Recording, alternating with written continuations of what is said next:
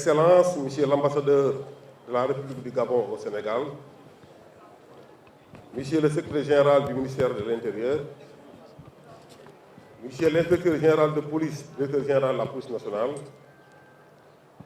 Monsieur le général de corps d'armée, commandant en chef des forces de police gabonaises, Monsieur le général de brigade, représentant le haut commandant de la gendarmerie nationale, Monsieur le général de brigade, commandant la brigade nationale des sapeurs-pompiers, Monsieur l'inspecteur général d'État, directeur général de l'administration générale des douanes, Messieurs les contrôles généraux de police, Monsieur le colonel représentant le chef d'état-major général des armées,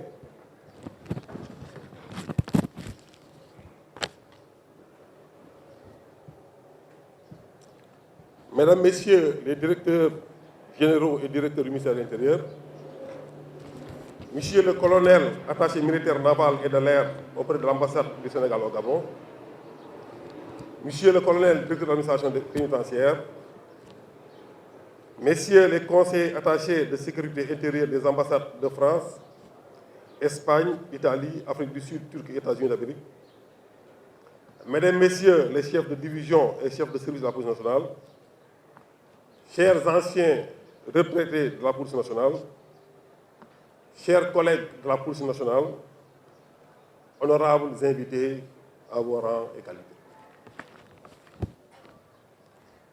Monsieur le ministre de l'Intérieur, le dépôt de gerbes de fleurs que vous venez d'effectuer au front du monument aux morts de notre établissement, suivi du recueillement de toute l'assistance, est destiné à rendre hommage à tous les membres des forces de police disparues, constitue certainement l'instant le plus émouvant de cette présente cérémonie pour tout le personnel de l'École nationale de police et les élèves.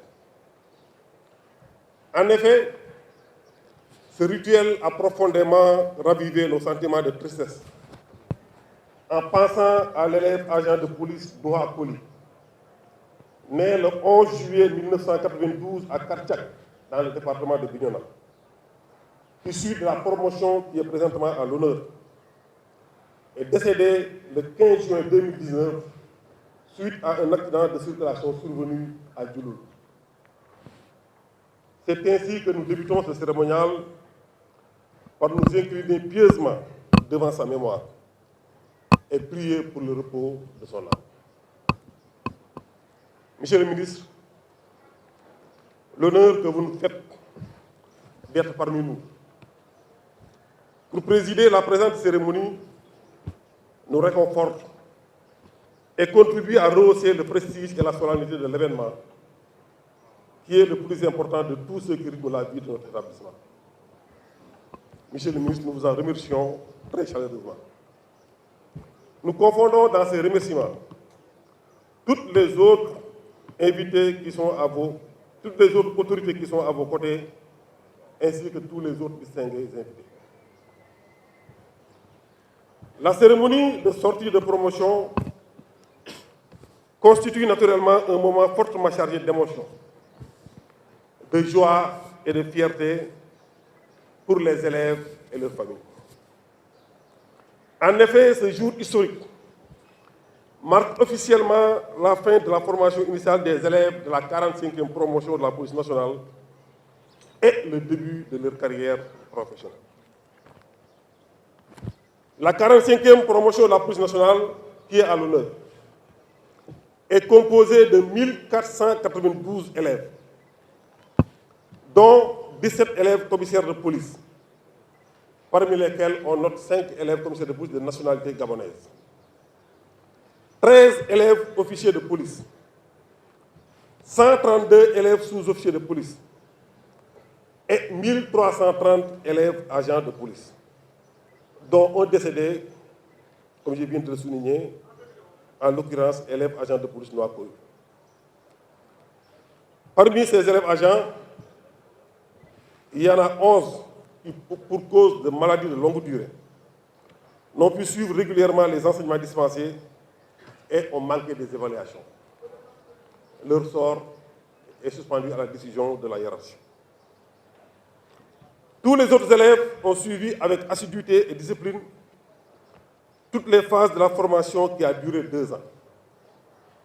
À l'issue de cette formation globale et homogène, articulée autour d'un volet théorique et d'un volet pratique, tous ces élèves ont obtenu, après évaluation, la moyenne exigible de 12 sur 20 et sont, il faut le souligner, sauf le cas d'un élève agent de police, provisoirement retenu pour insuffisance de notes, mais sinon tous les autres élèves sont déclarés définitivement admis.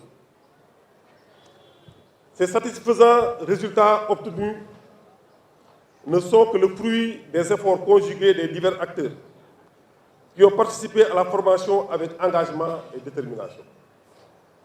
C'est ainsi qu'il me revient en cet instant solennel de remercier chaleureusement et particulièrement l'ensemble du personnel enseignant dont le sérieux, la compétence et le professionnel avéré sont à louer et à magnifier. Ces remerciements s'adressent également aux encadreurs qui se sont quotidiennement et honorablement acquittés de leurs tâches avec dévouement et abnégation. Je remercie également tous les autres partenaires nationaux, publics comme privés, et ceux de la coopération bilatérale, ainsi que des organismes internationaux qui nous ont accompagnés dans notre mission. La présente cérémonie consacre l'accès des élèves dans l'un des corps des personnels de la police nationale et leur confère l'aptitude à servir leur nation, à assumer et exercer les futures responsabilités et fonctions dont ils seront investis. Cette aptitude sera matérialisée par le port des épaulettes qui symbolise l'achèvement de leur formation. C'est pour cela, Monsieur le ministre, avec votre autorisation, nous allons procéder à la remise des épaulettes aux élèves. Cette prestigieuse communauté policière, composée de braves femmes et de braves hommes, qui ont fait le choix de consacrer toute leur vie à protéger leurs concitoyens et leurs biens. Ce choix, certes noble, porte sur un métier très exigeant, dont il convient de saisir cette opportunité que m'offre cette occasion pour vous sensibiliser sur les obligations fondamentales qui s'attachent à son exercice. La première obligation est l'obligation de service, qui exige de vous d'être en tout temps et en toutes circonstances au service exclusif de votre pays et de vos concitoyens, comme vous l'avez fortement affirmé dans votre prestation de serment. Votre serment exprime votre engagement personnel de servir votre nation. Un engagement qui, je vous le rappelle, peut aller jusqu'au sacrifice suprême. Le métier que vous avez choisi d'embrasser exige aussi de vous un don de soi et requiert une disponibilité totale et entière qui dépasse largement le seul aspect de l'aptitude et de l'engagement. C'est ainsi que je vous invite à désormais garder le mot « servir » ancré dans votre esprit et dans votre cœur, confortablement affirmé dans la devise de notre établissement « Servir pour mieux servir ». La seconde obligation est l'obligation de dignité, qui veut que vous soyez d'abord digne des sacrifices énormes déjà consentis par vos anciens et de l'héritage qu'ils vous ont légué. Vous devez également demeurer digne dans vos comportements et attitudes, quelles que soient les circonstances et les conditions dans lesquelles vous accomplirez vos missions, en vous abstenant de tous actes ou propos de nature à vous discréditer ou à ternir l'image de l'institution que vous incarnez. C'est en cela, chers collègues, que vous mériterez toute la confiance que la population a placée en vous et le respect qui vous est dû. Cette confiance et ce respect constitue la source de la légitimité de la parcelle d'autorité qui s'attache à vos prérogatives. La qualité des services rendus à vos concitoyens, votre réussite professionnelle y dépendent grandement.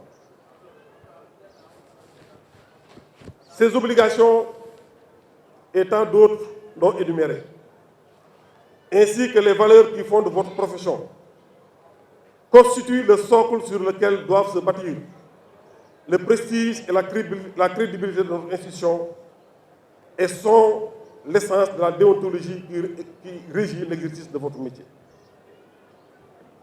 Ainsi, chers collègues, je vous exhorte à toujours cultiver l'excellence dans le savoir-être et le savoir-faire, en continuant à vous former pour compléter et approfondir les connaissances et aptitudes acquises au cours de votre formation, de façon à vous permettre d'assumer pleinement les responsabilités qui vous incomberont. Sachant votre détermination,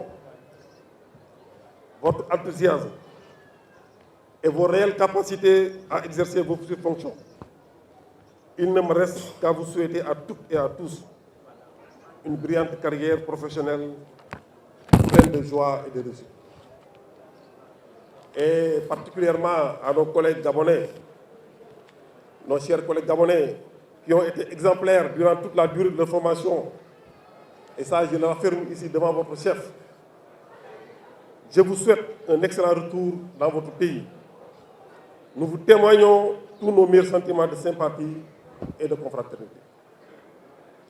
Pour terminer, chers collègues, je me plais de vous rappeler cette pensée de Napoléon que j'avais soumise à votre méditation à l'occasion de la cérémonie de votre présentation au drapeau. Je cite: la plus grande des immoralités, c'est de faire un métier qu'on ne connaît pas.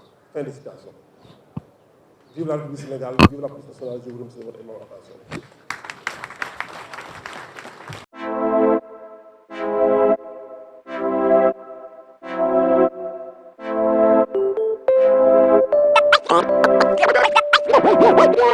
One.